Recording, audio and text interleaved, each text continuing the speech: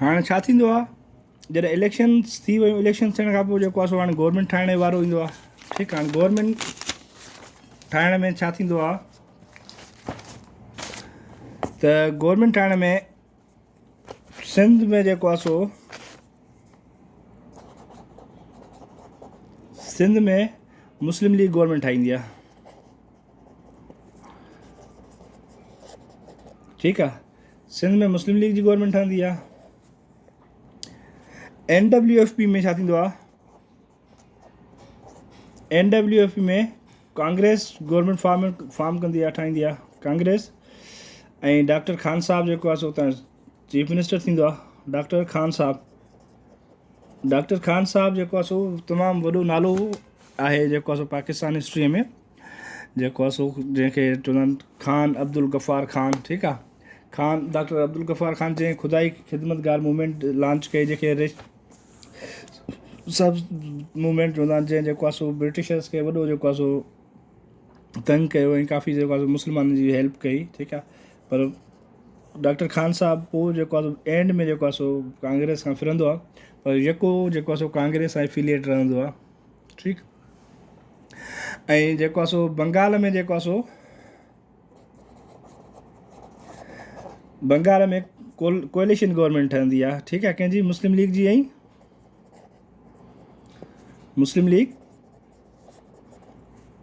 यूनानिस्ट party ठहंदी आहे। ठीकु आहे, हाणे जेको आहे सो रहियो पंजाब में छा थींदो आहे, कुझु जेको आहे सो मुस्लिम लीग मेजॉरिटी में ईंदी आहे ऐं कुझु जेको आहे सो कांग्रेस बि सीटूं खणंदी आहे, पर पाण में हुननि जो कोऑर्डिनेशन थी करे पंजाब में गवर्नमेंट जेको आहे सो कांग्रेस खे फॉर्म कंदा आहिनि। कांग्रेस इन पंजाब। इलेक्शन थी वई, हुकूमतूं प्रोविंशियल हुकूमतूं ठही वियूं।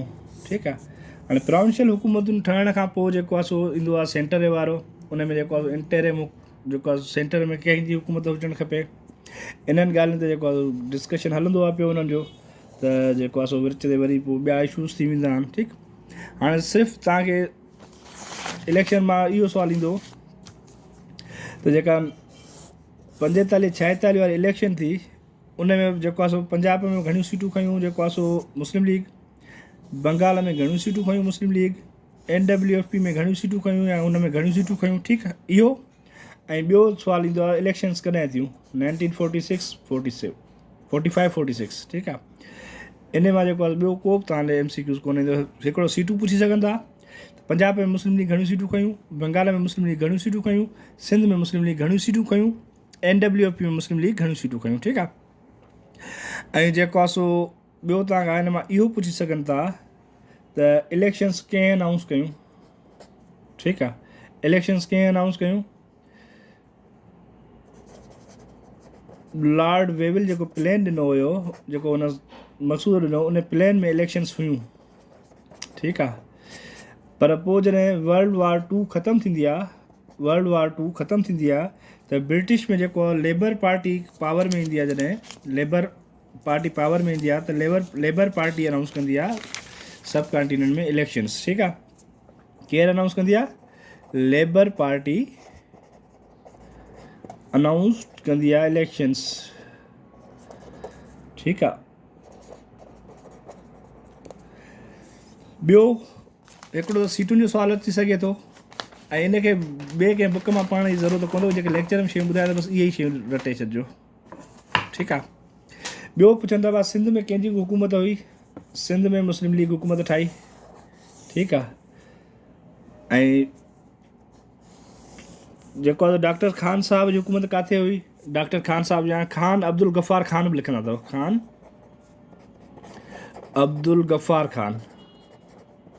ठीकु आहे, ख़ान अब्दुल गफ़ार ख़ान जी हुकूमत किथे हुई, प्राइम मिनिस्टर चीफ मिनिस्टर किथां जो हुयो, ख़ान अब्दुल गफ़ार ख़ान जेको आहे सो NWFP जो चीफ मिनिस्टर हो, कांग्रेस जे प्लेटफॉर्म तां चीफ मिनिस्टर हुयो। कंहिंजे प्लेटफॉर्म तां, कांग्रेस जे प्लेटफॉर्म तां चीफ मिनिस्टर हुयो। ठीकु आहे, ॿियो बंगाल में जेको आहे सो कंहिंजी हुकूमत हुई, बंगाल में जेको आहे सो बंगाल में ऑप्शन हूंदो मुस्लिम लीग एंड यूनियनिस्ट पार्टी, कांग्रेस एंड मुस्लिम लीग, या हूंदो मुस्लिम लीग एंड पीपल्स पार्टी जेको बि ऑप्शन हूंदो त कांग्रेस एंड यूनियनिस्ट पार्टी जेको आहे सो बंगाल में कोएलिशन गवर्नमेंट हुई, कंहिंजी इंडिपेंडेंट हुकूमत न थी, ऐं कांग्रेस खे जेको आहे सो पंजाब में हिन हुकूमत ठाहिणु ॾिनी। ठीकु आहे, ॻाल्हियुनि जे करे डिस्कशन वरी थिया, ॻाल्हियूं थियूं। पंजाब में बि जेको आहे सो कांग्रेस खे हुकूमत फॉर्म करणु ॾिननि। ठीकु आहे, सिर्फ़ु इहे शयूं, पर जो लेक्चर जेके मां तव्हांखे चवां लेक्चर जी शयूं, उहे लेक्चर जी शयूं लेक्चर में नोट करे छॾंदा कयो, बाक़ी MCQs मां तव्हांखे मोकिलींदुसि। ठीकु आहे, हाणे नेक्स्ट जेको असां वटि अचे थो कैबिनेट मिशन प्लान आहे। कैबिनेट मिशन प्लान, आज़ादीअ खे सफ़ा हाणे असां अची पहुता आहियूं 1946। ठीकु आहे, हाणे कैबिनेट में जेको आहे सो ब्रिटिश प्राइम मिनिस्टर हूंदो आहे इटली, ब्रिटिश प्राइम मिनिस्टर। ॿियो इहो सुवालु अची सघे थो त तव्हांखे जनरल थो ॿुधायांव, हिन लेक्चर सां रिलेटेड थो कोन अथव, त जॾहिं पाकिस्तान आज़ादु थियो त ब्रिटिश प्राइम मिनिस्टर केरु हुयो, ऐं पाकिस्तान जी आज़ादी कहिड़े ब्रिटिश प्राइम मिनिस्टर अनाउंस कई? उहो ब्रिटिश प्राइम मिनिस्टर हुयो इटली। ठीकु आहे, at the time of partition Italy was the prime minister of British. इहो सुवालु अक्सर ईंदो अथव सीटुनि में। ठीकु आहे, इटली जॾहिं प्राइम मिनिस्टर थींदो आहे त इहो हिकिड़ो डेलीगेशन मोकिलींदो आहे। टे जेको आहे ब्रिटिश जा प्रोमिनेंट में पार्लियामेंटेरियन, बिजनेसमैन ऐं जेको आहे सो वाइसरॉय सां रिलेटेड हूंदा आहिनि। हिकिड़ो हूंदो आहे लॉर्ड पैट्रिक लॉरेंस। ठीकु आहे, इहो केरु हूंदो आहे? Secretary of state,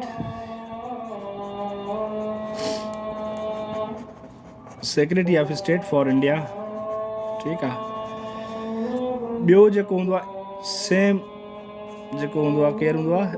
sir Stafford, जंहिं में क्रिप्स मिशन बि ॾिनो, स्टेफर्ड क्रिप्स। ठीकु आहे, उहो उन वक़्तु जेको आहे प्रेसिडेंट हूंदो आहे, प्रेसिडेंट हूंदो आहे ट्रेडर्स बोर्ड जो,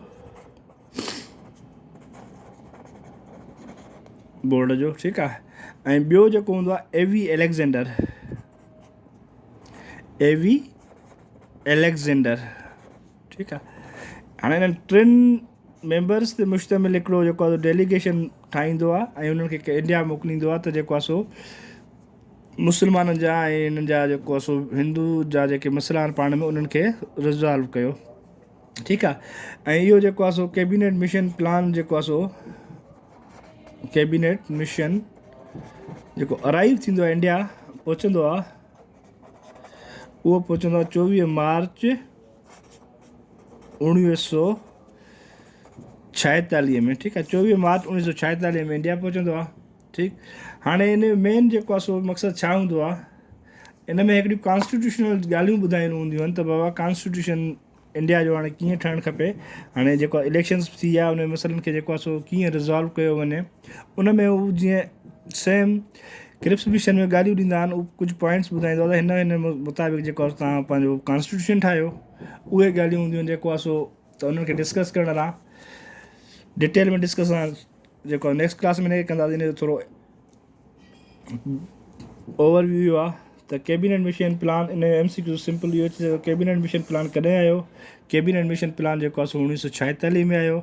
कैबिनेट मिशन प्लान जेको आहे सो कंहिं मोकिलियो? कैबिनेट मिशन प्लान जेको आहे ब्रिटिश प्राइम मिनिस्टर इटलीअ मोकिलियो। ॿियो कैबिनेट प्लान जा जेको आहे सो मेंबर्स कहिड़ा हुया? ठीकु आहे, मेंबर्स कहिड़ा हुया? मेंबर्स हुनजा टे हुया। कहिड़ा टे हुया? लॉर्ड पैट्रिक्स लॉरेंस, ठीकु आहे,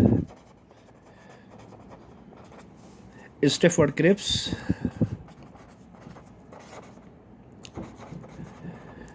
ऐं एवी एलेक्जेंडर। ठीकु आहे, क्रिप्स मिशन जा इहे टे मेंबर हुया। ठीकु आहे, ऐं जेको आहे कैबिनेट मिशन प्लान कॾहिं अराइव थियो इंडिया? 24 मार्च 1946। ठीकु आहे, इहे MCQs टे शयूं तव्हांखे यादि करणियूं आहिनि कैबिनेट मिशन जूं। कैबिनेट मिशन प्लान कॾहिं आयो? कैबिनेट मिशन जा मेंबर कहिड़ा हुया? टे मेंबर हुया, lord Patrick Lawrence, Stafford Cripps ऐं A V Alexander. Cabinet mission plan कंहिं मोकिलियो? कैबिनेट मिशन प्लान जेको आहे ब्रिटिश प्राइम मिनिस्टर इटली मोकिलियो। कैबिनेट मिशन प्लान कॾहिं आयो? सिर्फ़ु साल पुछंदा आहिनि तव्हां खां, 1946 में आयो। ठीकु आहे। इहे 3 शयूं हुन मां जेको आहे सो ईंदियूं तव्हांजूं।